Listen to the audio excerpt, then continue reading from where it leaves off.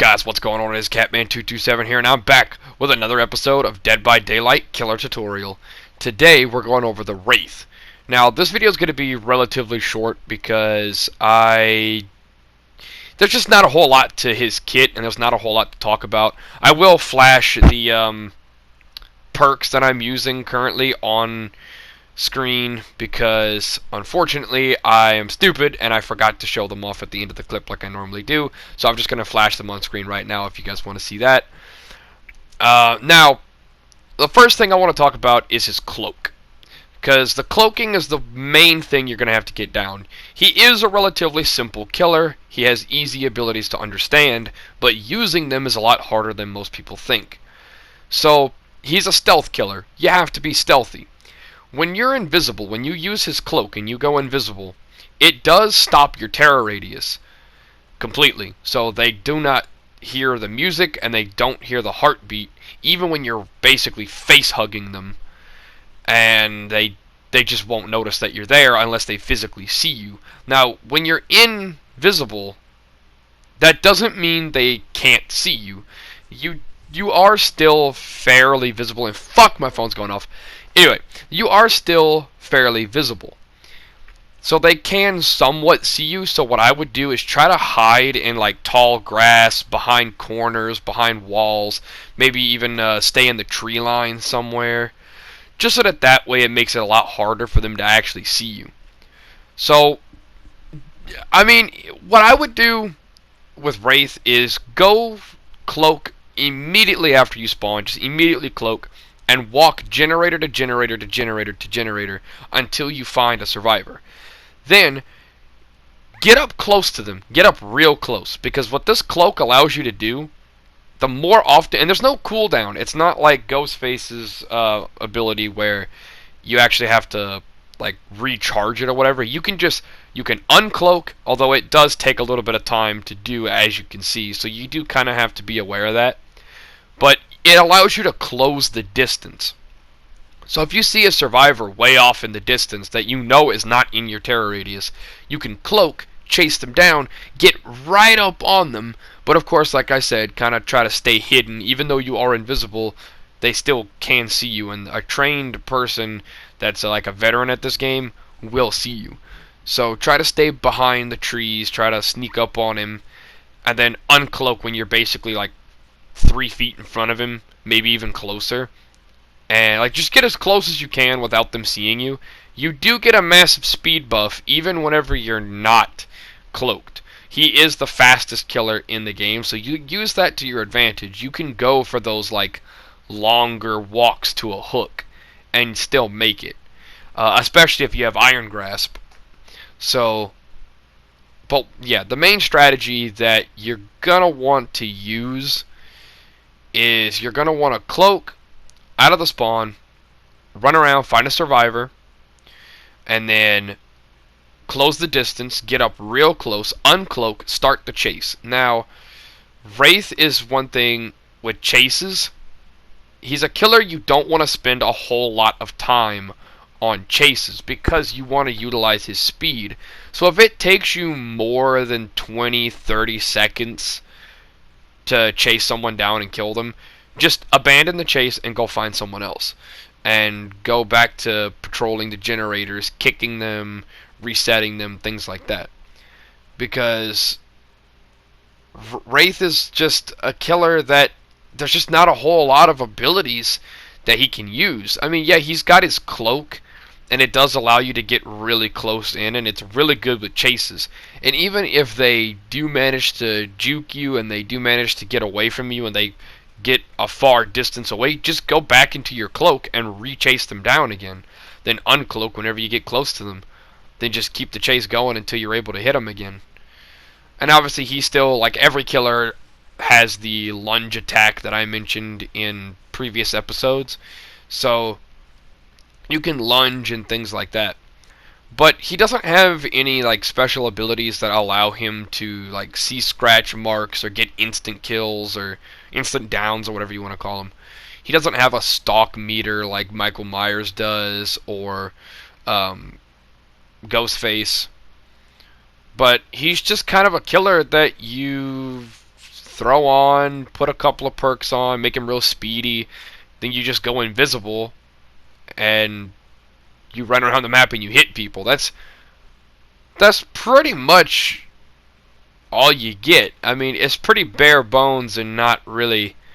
I mean, no pun intended, because his melee weapon is a skeleton. But yeah. So as you can see, what I'm doing right here in this clip, I'm chasing down this Claudette, and I use my cloak to close in the distance. So I start the chase with, close distance. That way, I don't have to chase her all over the map. So with I did miss. I think these players were on PC because they were out juking me quite a bit.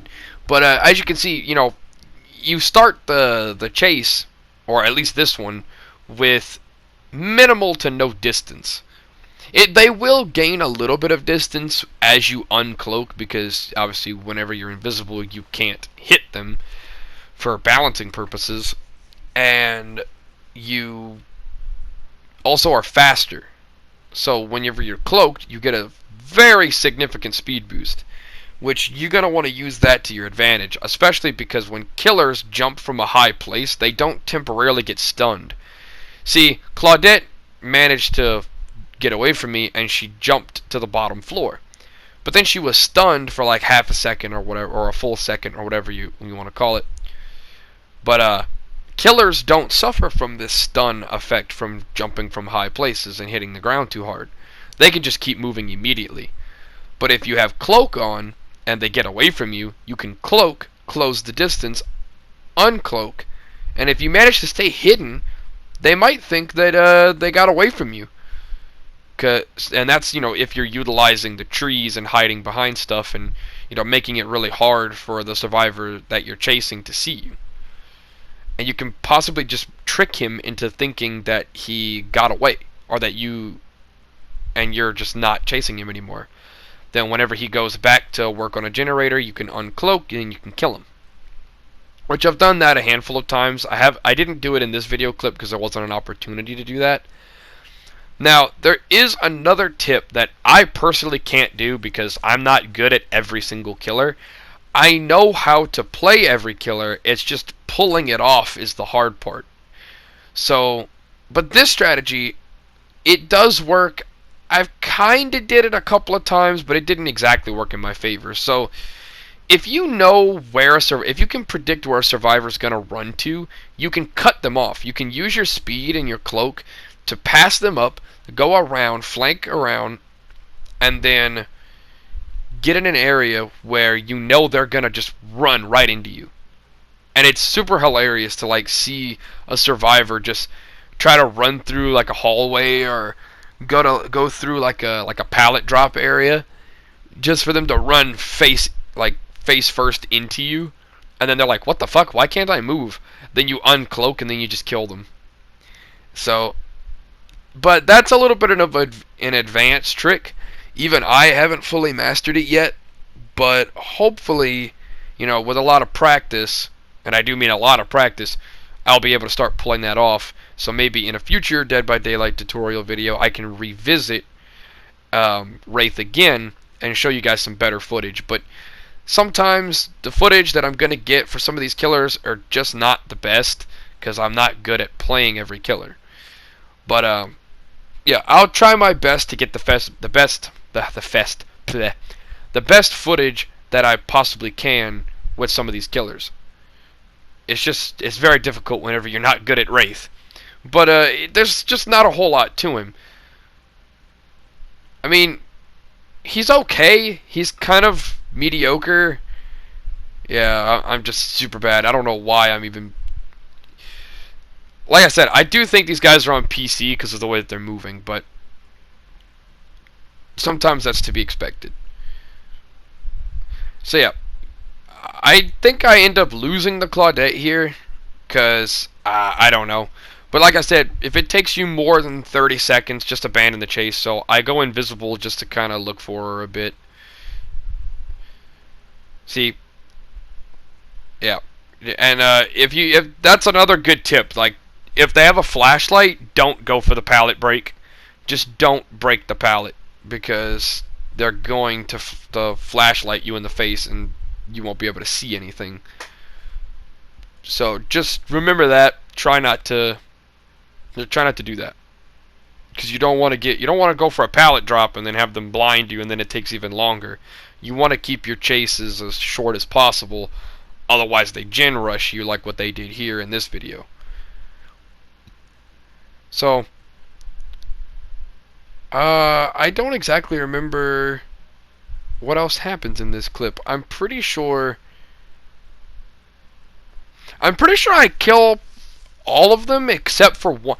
No, the guy that's currently on the hook, and the last survivor is hiding in the locker, standing right next to Hatch. So the second that this person dies, he runs out and runs into the hatch. And there's just simply nothing I can do. And I think right here I realized, I was like, oh, he's waiting for his buddy to die so he can go through the hatch. So which you'll see right here, yeah.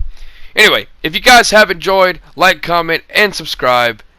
And let me know which killer you want me to do next. And I will see you guys in the next video. Later!